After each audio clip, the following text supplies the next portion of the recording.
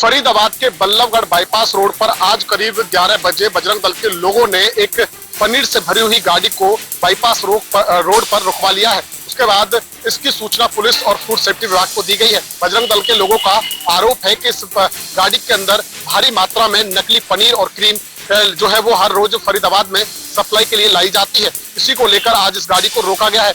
गाड़ी जो है वो न्यू मेवात के जो है वो पुराना गांव से जो है वो हर दूसरे दिन पनीर सप्लाई के लिए फरीदाबाद के बल्लभगढ़ में आती है और कहीं ना कहीं कई कुंटल की जो है वो कहीं ना कहीं पनीर है उसको बल्लभगढ़ में सप्लाई किया जाता है। ऐसे में लोगों का ये आरोप है कि नकली पनीर खिलाकर लोगों के स्वास्थ्य के साथ बड़ा खिलवाड़ जो है वो कहीं ना कहीं किया जा रहा है। हालांकि सूचना के बाद मौके पर पहुंची पुलिस और फूड सेफ्टी विभाग की टीम ने गाड़ी में नकली पनीर के जो है वो सैंपल ले लिए हैं और डॉक्टरों का कहना है जैसे ही सैंपल अगर इसके फेल आते हैं तो इसके खिलाफ सख्त कार्रवाई की जाएगी। तो वही बजरंग दल के लोगों का यह भी आरोप है कि ट्रैफिक पुलिस भी मिली भगत से जो है वो कहीं ना कहीं फरीदाबाद में पनीर की सप्लाई करवा रही है, क्योंकि जिस भी नाके पर गाड़ी को रोका जाता है वहां पर पैसे और पनीर लेकर गाड़ी को बिगड़ चेक करे छोड़ दिया जाता है। ऐसे में कहीं ना कहीं बजरंग दल के लोग इस बात से काफी नाराज हैं कि हर दूसरे दिन इतनी भारी मात्रा में पनीर की सप्लाई फरीदाबाद में हो रही है और अधिकारियों को इसके कानो कान खबर भी नहीं है। अब देखना ये होगा कि जब सैंपल आएंगे तो आखिर क्या कुछ कार्रवाई इस पनीर के खिलाफ हो पाती है, क्योंकि शादियों का सीजन है और ऐसे में भारी मात्रा में पनीर की खपत हो रही है।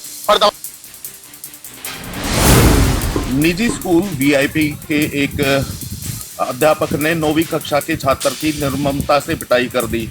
पिटाई इतनी करी कि दर्द के मारे उसे बीती देर शाम ट्रॉमा सेंटर में भर्ती कराना पड़ा।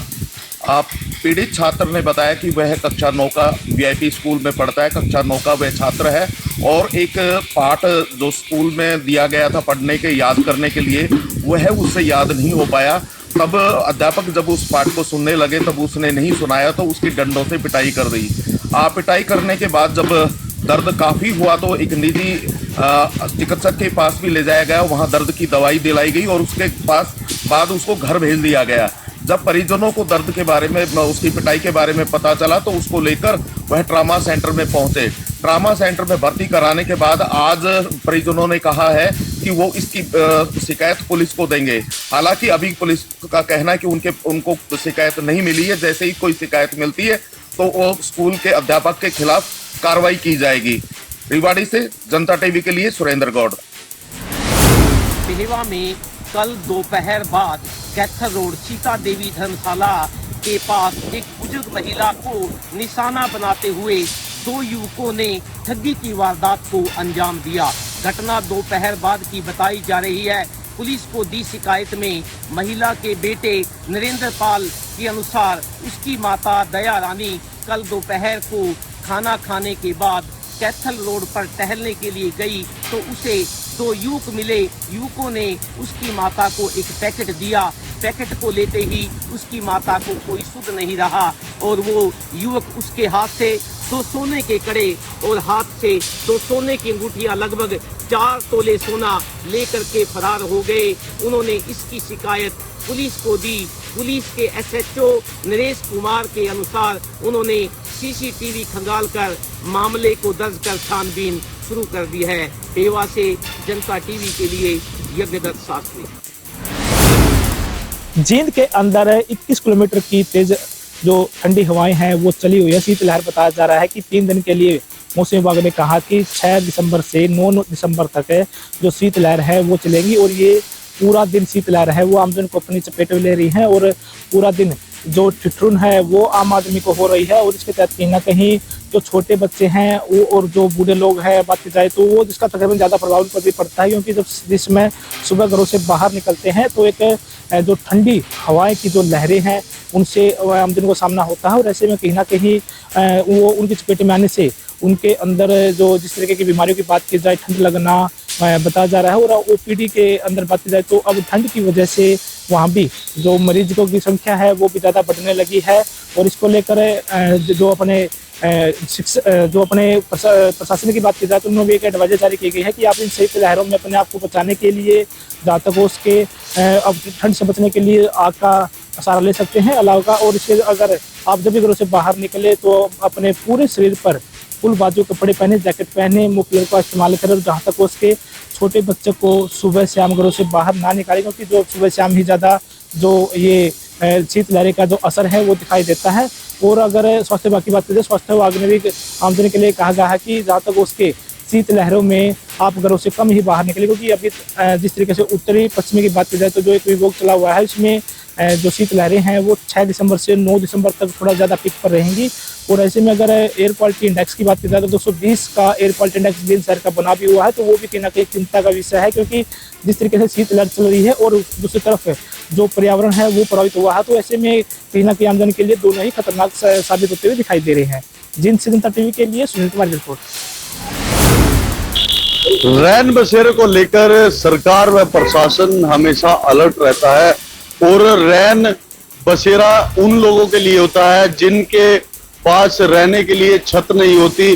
और आज हम रैन बसेरों का रियलिटी चेक करने के लिए यहाँ पर पहुंचे हैं और रात के करीब 10 बज चुके हैं। मैं बताना चाहूंगा कि सरकार और प्रशासन द्वारा जो रैन बसेरों का जो निर्माण किया गया था वो असहाय और गरीब लोगों के लिए किया गया था। और अभी हम पानीपत के लघु सचिवालय के सामने रैन बसेरे पर हैं।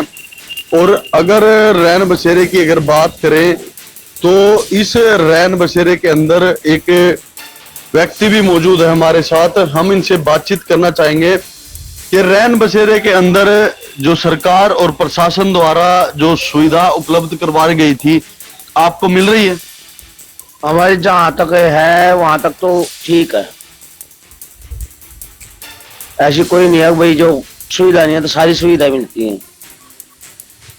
कोई आ जाता है उसको भी लौटने बैठने का सारी सुविधा है। किस किस तरह की सुविधाएं मिल रही हैं आपको? हमारे जैसे लौटने के लिए कंबल भी हैं, गद्दे भी मिले हुए हैं। और जो कल कहा था मैंने, कल उन्होंने कहा कि भाई आज वो पानी गर्म करने की केतली भी मिल जाएगी, चाय वगैरह बनाने के लिए भी मिल जाएगी। आज तो आए नहीं अभी तक, कोई भी फोटो भी खींचने नहीं आए अभी तक, तो आएंगे तो मिलेगी। आप रोज यहीं पे अपनी रात गुजारते हैं? हाँ जी। तो अभी हम यहाँ पहुंचे हैं, आप अकेले हो यहाँ, और भी लोग आते हैं आपके साथ? हाँ, कोई नहीं है, जैसे मान लो कोई आ जाता है, बाहर से आते हैं, आ जाते हैं, अपना लेटते बैठते हैं। तो क्या प्रशासन की तरफ से भी कोई लोग आते हैं यहाँ पे देखने के लिए? हाँ, प्रशासन की साइड से भी आते हैं। मतलब कुल मिला के अगर बात करें तो ठीक चल रहा है सिस्टम? हाँ जी, ठीक चल रहा है। क्या नाम है? सुरेंद्र। कहाँ के रहने वाले हो? मैं जी बहुत दूर का और तक साइड का हूँ, मैं पानीपत में रहता हूँ। मैं यहाँ सफाई कर्मचारी हूँ। तो जिस तरह से पानीपत लघु सचिवालय के सामने हमने रैन बसेरे का निरीक्षण किया तो यहाँ पर एक सफाई कर्मचारी जरूर देखने को मिला। हालांकि जब हम यहाँ पर पहुंचे तो कोई भी ऐसा बाहर का व्यक्ति हमारे को देखने को नहीं मिला सफाई कर्मचारी के अलावा इस रैन बसेरे के अंदर। और बता दें कि और भी पानीपत प्रशासन द्वारा अलग अलग जगहों पर जो है रैन बसेरे बनाए गए हैं, उनकी किस तरह की हालात है वो भी हम दिखाने का प्रयास करेंगे।